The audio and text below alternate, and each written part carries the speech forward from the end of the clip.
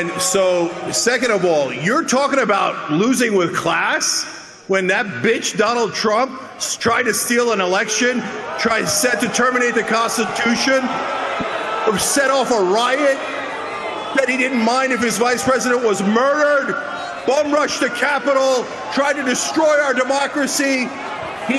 He's the very worst in losing with no class at all. If you enjoy content like this, then make sure you leave a like and subscribe to the channel. It really does help me out a ton. Let's get back to the video. It actually happened. Donald Trump has actually won the 2024 presidential election. You guys know, if you watch this channel, I wasn't too sure. I was very nervous about it. Obviously, if you looked at just the state of the country, you looked at state of Twitter, TikTok, just people talking to people out in real life, it seemed as though Trump was going to run away with the thing. But we don't know if if it's going to be a repeat of the 2020 incident where there might have been some nefarious things happening, if you get what I'm saying. So I wasn't 100% sure that Trump was going to win. He did actually win. The interesting part about it, and I don't want this to be swept under the rug, I don't want this to be water under the bridge. The interesting part about it is it seemed like people were more rallied for this election than ever before on both sides. And Kamala Harris still got 10 million less votes total than Joe Biden did last year. Like, come on, something happened, or not last year, last election. Something happened there, and it needs to not be water under the bridge. Donald Trump needs to, because it's not just the presidency that we're winning. It looks like we might hold the House, the Senate, everything. We need to make some changes when it comes to election security. Anyway, let's get into this clip here where Patrick Bet-David goes in on Cenk Uygur, who obviously is literally having tears in his eyes, and understandably so. They just got absolutely obliterated in the election. Let's get into this clip, though, where on the PBD podcast live, on PBD's election live stream, they talk to Cenk Uygur and absolutely destroy him to the point where Cenk actually has real tears in his eyes. Let's get into this. Hear me. I can, brother. I can. Cenk. And by the way, I don't normally have the chat on screen, but the chat for this clip is so glorious that you just have to see it. Woo! Be cool. Love that reaction. Cenk, first of all, you said you were going to do it. I respect you for joining us. I know it's 1 o'clock. You're up here with us. People can agree or disagree, say whatever they want about you. You've been a fighter since day one. And you and I have had some of the best conversations together, respectfully disagreeing. And I appreciate that about our relationship together. However, being on tonight, I was hearing that you were giving your message and you were a little bit somber about what's going on right now with the story. DNC chair just came out and said she's not going to come out to give the speech tonight. Trump right now is on his way to Palm Beach to maybe give his victory speech. New York Times just came out saying Trump's going to win 299. We had the Rasmussen CEO on, Mark Mitchell, giving his perspective. Where do you stand right now with 1 o'clock in the morning with Kamala versus Trump? Yeah, she can still win, but bye. Okay, you guys want to hear the full sentence? No. But yes. She is still losing, and Donald Trump is likely to win. So, look, on the Young Turks, we're honest. And so we've been covering it honestly the whole time. I said that Donald Trump had a better chance of winning about a week ago, and I've been saying it for about a month. At the end, a bunch of polls that came out said that Kamala Harris was likely to win, but it looks like they were wrong.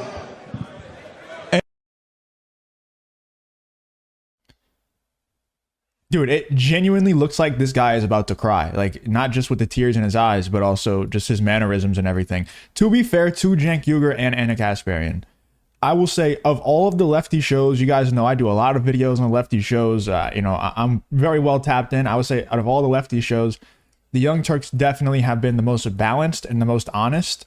I still think they're absolute lunatics, but when it comes to who was going to win this election, they were one of the most balanced, if not the most balanced and honest, at saying that Kamala Harris is just not a good candidate. I don't know if that's really like a feather to put in your cap, but at the same time, he is correct about that. He's not just like coping and saying, oh, I knew this was going to happen. Like, Cenk Uygur and Anna Kasparian genuinely have been complaining about how horrible of a candidate Kamala Harris is for a good amount of time. And so right now, as things stand, I just came off the Young Turks show where I lit into the Democratic Party. Bunch of losers, corporate Democrats. I hate them. They've cost us election after election. They're corrupt. And they lost, it looks like, to a syphilitic clown, total moron, con man, Donald Trump. So if you lose to a buffoon like Donald Trump twice, what does that make you? So let me ask you. Hang on, guys. Hang on. I got an echo, by the way. I want to ask you a follow-up question because can you listen? Hang tight. Cenk, question for you. Truly a question that you're a Taylor Swift, you've brought out Beyonce, you've brought out LeBron James. You guys have used every vocabulary word available to you to explain to the American people that Trump is a dictator, he's literally Hitler. And the American people seem to be rejecting that resoundingly, right? Does that at all signal... Let me just ask you blankly, what does that signal to you as someone who I think has contributed to that rhetoric? Is it a signal to you that just all the American people support a dictator, or does it maybe make you go, maybe I'm missing something here? Yeah. Yeah, I'm not missing anything. So I've been telling the corporate Democrats, stop kissing the ass of the donors. They're not here to help us. They're here to rob us. By the way, I would tell the Republicans the same thing. I would tell you guys the same thing. And I would 100% agree. But Cenk, that's not the question that Candace Owens just asked you. Cenk Uygur was asked, does it mean that you might be a little bit missing something? Maybe your finger isn't on the pulse as much as you might have thought originally as to who is a dictator and who is a fascist and who is just somebody that you like to call those things in order to win an election. And I mean, there's still, like, if you genuinely think that over 50% of the population, because it's not just, the way that they like to discredit the electoral college victories and losing the popular vote. It's not that. He won the popular vote by a good margin. So it's not that. So it's more than 50% of the country support a dictator in your eyes. Maybe this isn't the country for you, my man. Like, genuinely, if you don't like dictatorships and more than 50% of this country is voting for a dictator in your eyes, you might want to leave. Because if I was living in a dictatorship, that's why people are fleeing all these countries to come to us, right? Like, if they're fleeing all these socialist countries, these communist countries to come here, they're fleeing Venezuela and everything. If I was living in Venezuela and I didn't like to live in a socialist country, I would get the hell out of there. So if I'm Cenk Uygur and I'm looking at this election and I'm seeing Donald Trump winning this election, I think he's genuinely a dictator, a fascist, I'm getting the hell out. Because that means that more than 50% of the population voted for that. Not only do we have a leader who's a dictator and a fascist, but 50% of the population over it actually wanted it. You might want to leave, bro. I just think these people just can't admit when they're wrong. I think he's just stuck saying this. And luckily for him, Donald Trump can't run again. But I'm sure they're going to say the same thing about the next guy. I'm sure they'll say the same thing about J.D. Vance or Vivek Ramaswamy or whoever the 2028 candidate is. They'll say the same stuff. And it's going to work even less. If it's not working on Trump anymore, it's not working on Vivek Ramaswamy. I promise you that. It's not going to work. Trump's donors are going to rob you blind. So these corporate Democrats took the donor money and they ran campaigns that were not populist. What they did was they ran campaigns that were anodyne, boring, didn't actually attack Trump on his number one problem, corruption, the fact that he's a fake populist. You know why? Because they don't even understand populism. They are the establishment. So the real problem is the establishment of the Republican Party like Mitch McConnell and the establishment of the Democratic Party like Joe Biden, Kamala Harris, and Nancy Pelosi. Didn't answer the question. Okay, thank you very much. I do not have a question. I would rather have a comment as a member of the Parliament, European Parliament, who was called a fascist, Islamophobe. I was called all these names.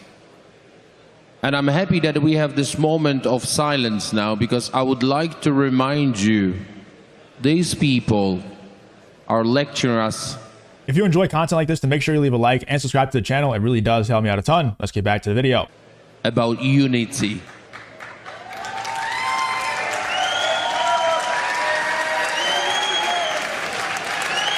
So I would like to remind you again, they are talking and lecturing us about unity.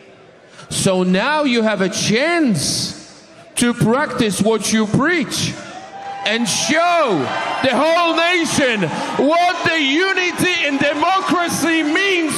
You have to have a class to lose, because if you don't have a class when you are losing, you have no right to win.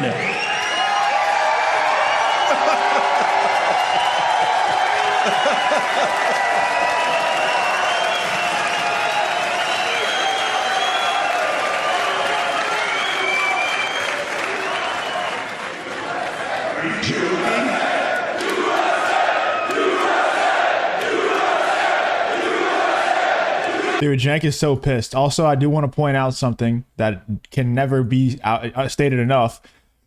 When the Democrats win elections, there's nobody chanting USA at their rallies. There's nobody chanting USA at their watch parties. Just saying that, you know, and I think that's it's important to say. It's important to note. Those people don't love America. They hate America. And they'll take every single opportunity that they can to prove how much they hate America. Cenk, go for it. Go ahead, Cenk. Yeah, this brother isn't even American. So I don't know what the hell he's chanting USA for. I'll chant USA, not you, okay? And so, second of all, you're talking about losing with class when that bitch Donald Trump tried to steal an election, set to terminate the Constitution, or set off a riot, that he didn't mind if his vice president was murdered, bum rushed the Capitol, tried to destroy our democracy. He's the very worst in losing with no class at all. Here I am telling you that I think the Democratic Party did it wrong. I think they ran a wrong campaign.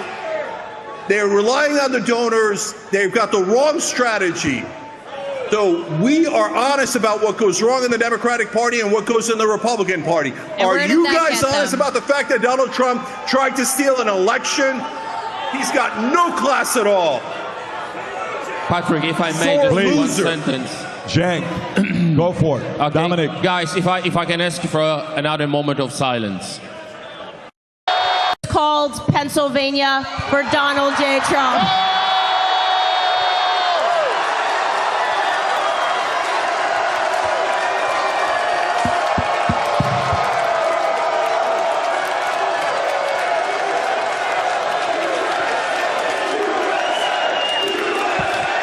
Look at Cenk right now. Let me make sure you can see this guy. Oh, man. Hold on. We got to rewind 5 seconds. Watch Cenk's face. Oh, no, I don't care about this. Okay. Watch Cenk's face here. It's glorious.